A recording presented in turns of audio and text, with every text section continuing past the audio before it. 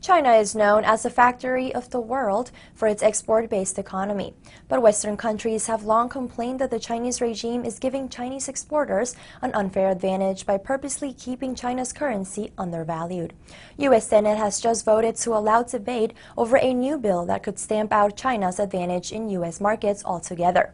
But the Chinese regime claims the bill would lead to a trade war between the world's two biggest economies.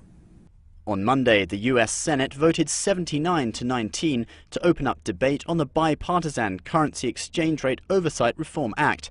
The proposed bill would allow the United States government to impose import duties on goods coming from countries known to be undervaluing their currencies.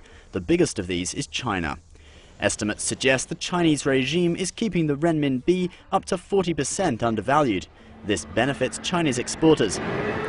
But U.S. policymakers say this gives Chinese manufacturers an unfair advantage in foreign markets. If they do something better than us, they should win in the marketplace. That's just the way business works.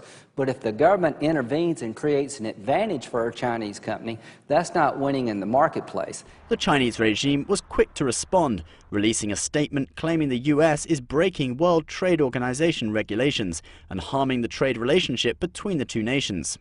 This bill, using currency imbalance as an excuse, escalates the issue of exchange rates a step further. It is a protectionist measure. But with U.S. unemployment running at 9%, U.S. lawmakers are keen to stamp out what they see as an unfair trade advantage. They use the rules of free trade when it benefits them and spurn the rules of free trade when it benefits them. And for years and years and years, Americans have grimaced, shrugged their shoulders, but never done anything effective. So could a trade war between the world's two biggest economies be on the way? The Chinese central bank claims it will.